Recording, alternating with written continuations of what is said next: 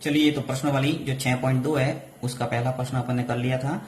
आज अपन करते हैं दूसरा प्रश्न, तो वो भी आपके इम्पोर्टेंट है परीक्षा की दृष्टि से, इसको अच्छे ढंग से समझना पड़ेगा आपको।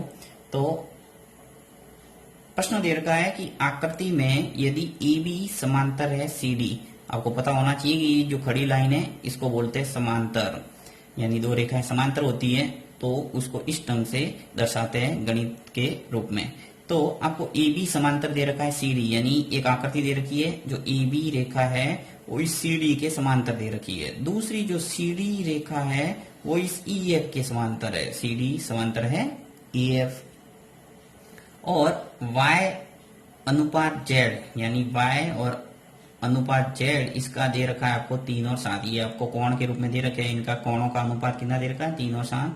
तो x का मान ज्ञात कीजिए। यहाँ पे आपको इस x की वैल्यू निकालना है कि जो कोण x है उसका मान क्या है। तो सबसे पहले आप क्या करेंगे कि जो समांतर रेखा दे रखी है उसके अंदर अंतःकोण क्या होते हैं, संपूरक। और स्पष्ट आपको नजर आ रहा है कि x और y ये क्या है, अंतःकोण। तो यहाँ पे अंतःकोण का गुणधर्म लगा देंगे। तो यहाँ लिखूंगा कि प्रश्नानुसार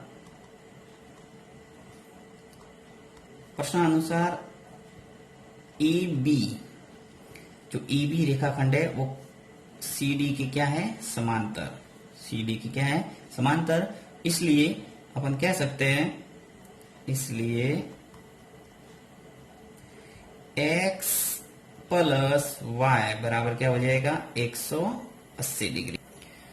ए बी समांतर सी डी, तो अपन ने लिख दिया x प्लस वाई बराबर 180, यानी x और y इन दोनों कोणों का योग है वो 180 डिग्री होगा। कौन से गुणधर्म से, कि जब दो रेखाएं एक दूसरे को समांतर है और साथ ही एक तिर्यक रेखा काटे तो उनके अंतःकोण क्या होते हैं, संपूरक। ये मैंने पहले ही आपको बता दिया है कि अंतःकोण होते हैं वो संपूरक होते हैं, और संपूरक का अर्थ होता है कि ऐसे दो कोण जिनका योग क्या हो 180 डिग्री, वो कोण आपस में क्या कहलाते हैं, संपूरक कोण। तो यहाँ पे मैंने लिख दिया कि x और y जो दोनों कोण है इनका योग है वो क्या है, 180 डिग्री। और कौन से गुणधर्म से लिखा है, तो मैं लिख लेता हूं, अंतःकोण संपूरक होते हैं, अंतःकोण संपूरक,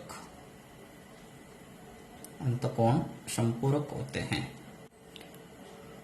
अब इसका जो नाम देना है वो है समीकरण नंबर 1। इस समीकरण नंबर मैंने 1 बना दिया इसको। अब आपको नेक्स्ट, चूंकि प्रश्न में दे रखा है कि जो ए बी समांतर है सी डी और सी डी समांतर है ई एफ, तो देखिए यहां लिखते हैं, चूंकि जो ए बी है वो समांतर है किसके, सी डी के, तथा जो सी डी है वो समांतर है किसके, ई एफ के। तो यहाँ स्पष्ट है कि जो ए बी समांतर है सी डी और सी डी समांतर है ई एफ, तो ये व्यवहारिक है कि जो ए बी है वो किसके समांतर होगा, ई एफ के। तो यहाँ लिख सकते हैं, इसलिए कह सकते हैं कि जो ए बी है वो समांतर हो जाएगा किसके, ई एफ।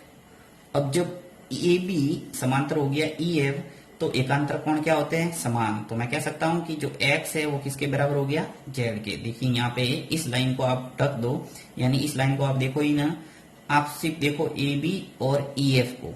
तो ए बी और ई एफ को जब देखेंगे तो आपको x और z, यानी ये कोण और ये कोण आपस में क्या नजर आएंगे, एकांतर कोण।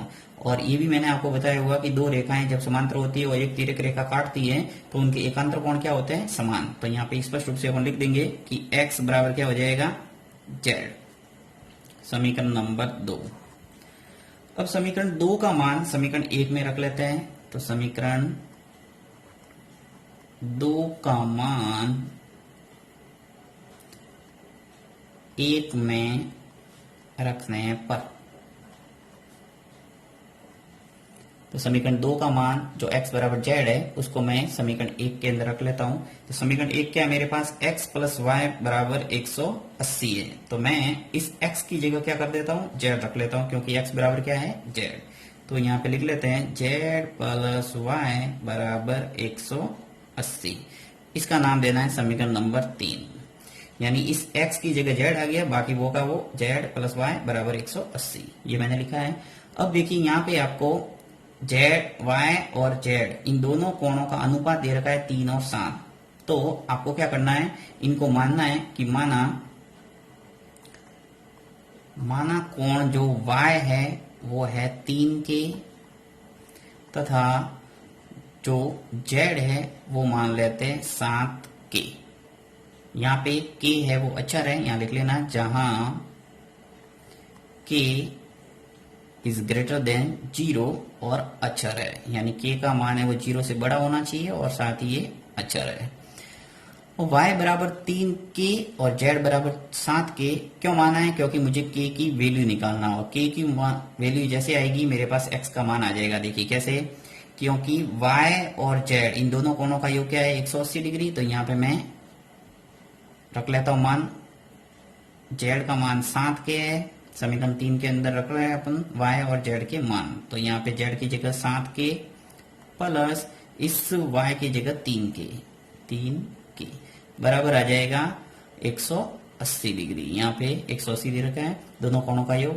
तो देखिए 7k और 3k मिलके कितने हो गए 10k बराबर आ जाएगा 180। तो k का मान आ जाएगा 180 बट्टा 10, ये गुणन का भाग लगता है, ये पता होगा आपको। तो k का मान आ गया, 0 से 0 कैंसिल कर दो तो आ गया 18, यानी k का मान आ गया 18 डिग्री। तो इजीली आप k का मान आपके आ गया 18 डिग्री। तो इजीली आप y और z के मान निकाल सकते हो। तो देखिए मैं y बराबर निकाल देता हूं 3k, y क्या है 3k, तो यहाँ k की वैल्यू 18 है, तो यहाँ 3 इंटू हो जाएगा 18। तो 3 का गुणा जब 18 से होगा तो क्या हो जाएगा 54 डिग्री। इसी प्रकार z का मान भी निकाल सकते हैं। z कितना है 7k, तो यहाँ पे 7 इंटू k का मान क्या हो जाएगा 18 और बराबर जब 7 का गुणा 18 से करेंगे तो आ जाएगा 124 डिग्री। तो ये आ गया आपके y और z का मान, यानी इस कोण का मान और इस कोण का मान आपके पास निकल के आ गया। अब चूंकि जो x है वो किसके बराबर है z के, एकांतर कोण से अपन ने बराबर किया था। तो जब z का मान 124 है तो x का मान भी क्या आएगा 124। तो यहाँ लिख लेते हैं समीकरण 2 से, तो समीकरण 2 से अपन जानते हैं कि x बराबर क्या है z, x बराबर z, इसलिए x का मान क्या आ जाएगा z है 124, तो यहाँ लिख लेता हूँ 124। तो यहाँ पे आ गया आपके उत्तर 124। तो यही आपको पूछा था कि x का मान निकालिए, तो x का मान क्या आ गया 124 डिग्री।